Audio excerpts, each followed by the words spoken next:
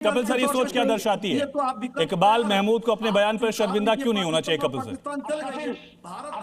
सवाल खाली इकबाल महमूद का नहीं है। ये समाजवादी के प्रवक्ता जो इतना यहाँ पे बोल रहे हैं, जरा एक बात बताएं, क्या समाजवादी पार्टी के अंदर मुस्लिम नेता नहीं है? अगर मुलायम सिंह नहीं थे तो क्या वहां पे और सीनियर मुस्लिम नेता नहीं थे? लेकिन समाजवादी पार्टी का चीफ मिनिस्टर मुलायम सिंह यादव का बेटा अखिलेश यादव ही बनेगा। मुसलमानों की वोट का सिर्फ इस्तेमाल किया जाएगा। ये क्या बोलते हैं ये लोग? ना इन्हें इतिहास मालूम है। कह रहे हैं 23 में, अरे 1887 की मेरठ की स्पीच उठा करके देखिए सैयद अहमद खां की। अब मुझसे क्या इतिहास में बुलवाना चाहते हैं? इन लोगों ने अपनी राजनीति को बना रखी है पूरी की पूरी, और ये भूल गए हैं कि पाकिस्तान जब बना है तो पाकिस्तान को बनवाने में अंग्रेजों का बहुत बड़ा हाथ था, और उसको बनवाने में नेहरू ने सबसे पहले अपनी जो है सहमति दी थी एडविना के कहने के ऊपर। माउंटबेटन की खुद की किताब में मौजूद है, उसकी वाइस रॉयल्टी में लिखी। तो भैया आज ये लोग जो हैं, आज अब तो राहुल गांधी से इनकी वो है ना, तो सोनिया जी से मिलकर के प्रधानमंत्री बनवाए। भारत में मुसलमान राष्ट्रपति बने हैं, उपराष्ट्रपति बने हैं, मंत्री बने हैं, चीफ मिनिस्टर बने हैं कई जगहों पे। तो ये लोग, इनको दिक्कत क्या है?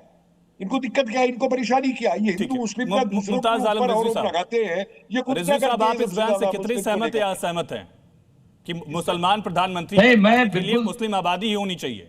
हाँ देखिए, नहीं बिल्कुल, ये बेवकूफी वाला बयान है। मैं इससे बिल्कुल सहमत नहीं हूं, और मेरी प्राथमिकता अव्वलियत सबसे पहले ये होगी कि मैं भारत का कैसे अच्छा नागरिक बनूं, मैं भारत का कैसे जिम्मेदार नागरिक बनूं।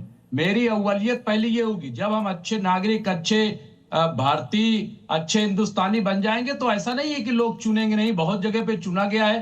हालात ऐसे पैदा कर दीजिए। लेकिन चूंकि समाजवादी पार्टी में रह करके सिवाय गुमराहकुन बात करने के, आप बताइए एसटी हसन के अच्छे एमपी नहीं थे?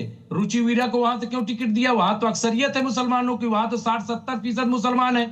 लेकिन वहां पे टिकट किसको दे दिया गया? वहां पे रुचि वीरा को ले जाके दे दिया गया। कहां से कहां पे, कहां का रोड़ा कहां ले जा गए? तो इसलिए पहले तो भाई जो समाजवादी पार्टी के मुस्लिम लीडरान है, पहले अपनी जो लीडरशिप है उससे लड़ाई लड़े, उससे पहले मांग करें कि वहां वो क्या है। चौधरी जी भी हमारे साथ, इसलिए मुझे लग रहा है कि मैं इससे बिल्कुल। चौधरी जी, इस बयान पर आपकी राय क्या है? जो समाजवादी पार्टी के विधायक ने कहा कि मुस्लिम आबादी ज्यादा होती तो हमारा पीएम होता, ऐसा क्यों लगा उनको? देखिए, इनकी राय में, इनकी बातों में जनसंख्या जिहाद की बू आती है मुझको। ये जो जनसंख्या जिहाद का कॉन्सेप्ट चला रहे हैं ना, ये इसको लेकर के दुख जो है अपना दर्ज कर रहे हैं। बयान है, अरे इनको समझना चाहिए। सुनिए, अरे सुनिए सुनिए सुनिए नहीं खड़ा कर सकते। सुनिए मुमताज, सुनिए, इनका कभी नहीं इससे पूछिए, देश के मुसलमानों इनसे पूछिए कि जो पाकिस्तान मुसलमान चले गए भारत से, उनकी क्या स्थिति है वहां पर? तारिक खान साहब, मैं आपके पास आ रहा हूं और उम्मीद कर रहा हूं कि आप सीधा जवाब देंगे। आपके विधायक को ये कहने की जरूरत क्यों पड़ी? पाकिस्तान में लगातार मुस्लिम ही प्रधानमंत्री राष्ट्रपति बन रहे हैं, हम तो देखिए रहे पाकिस्तान की हालत क्या है। सुनिए, अब मुझे बोलने दीजिए। समाजवादी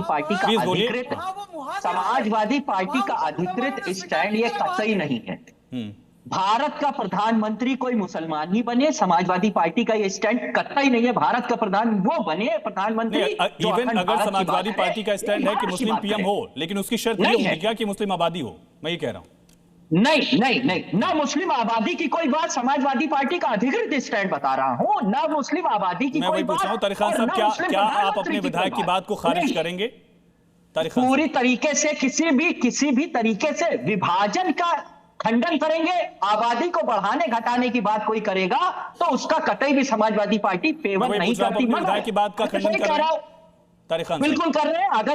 बिल्कुल कर रहे हैं। अगर कोई भी विधायक ये बात कहता है, कोई भी कहता है कि आबादी का अनुपात की बात करता है, तो हम उसका खंडन करते हैं। अगर ये कहता है विभाजन गलत था, हम उसका पूरी तरीके से फेवर करते हैं कि विभाजन नहीं होना चाहिए, उसकी भर्त्सना होनी चाहिए आज भी। इसीलिए हम अखंड भारत की बात करते हैं, इसीलिए हम विभाजन की विभीषिका बनाते हैं।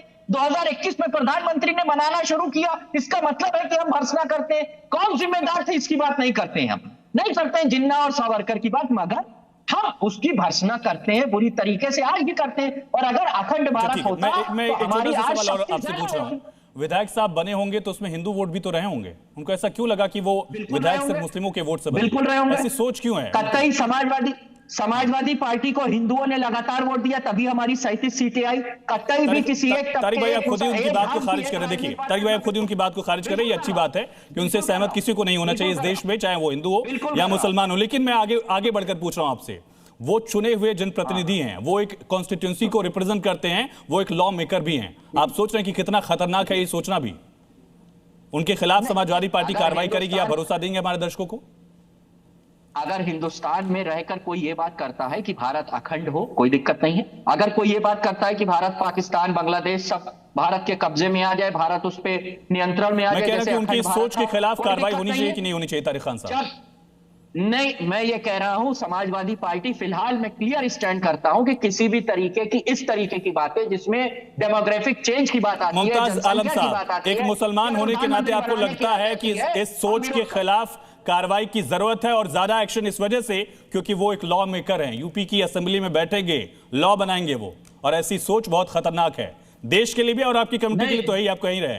मुमताज आलम साहब, नहीं, इकबाल महमूद साहब को चाहिए कि पहले वो पार्टी में कहें कि 7%, 8% यादव है, 20% यूपी में मुस्लिम है, तो पहले मुसलमान को चीफ मिनिस्टर घोषित करें वहां पे पार्टी में, तब उसके बाद वो बात करें पूरे भारत की। ये गलत बयानी है और ऐसे बयान को आप लोग भी हवा न दीजिए।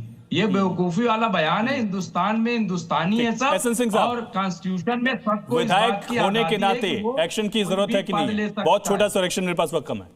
नहीं, देखिए मजहबी सियासत करते हैं, पहली बार थोड़े ना है। अबू आदमी जी का बयान देख लीजिए, के लोकसभा का चुनाव चल रहा था, कानपुर से इनके विधायक का बयान देख लीजिए। उन्होंने भी कहा कि 2027 में हमारी संख्या इतनी बढ़ जाएगी कि बहुत जगह जो है हम तख्ता पलट करने की बात कर देंगे। और मैं कह रहा हूं कि बार बार जब इनकी सरकार रहती है उस समय भी देखिए मजहबी सियासत, भाई एक रामपुर का दंगा हुआ था, कानपुर में, बरेली में, बदायूं में, बुलंदशहर। चलिए, आप सभी का बहुत शुक्रिया इस चर्चा में जुड़ने के लिए।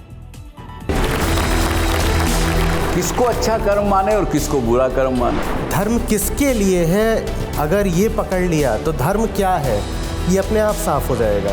क्या आप भी सहमत हैं कि कर्म ही धर्म है? ये परंपराएं, ये रस्मों रिवाज, इनका धर्म से दूर दूर तक कोई लेना देना नहीं है। आचार्य जी, ये इतना अंतर्द्वंद क्यों?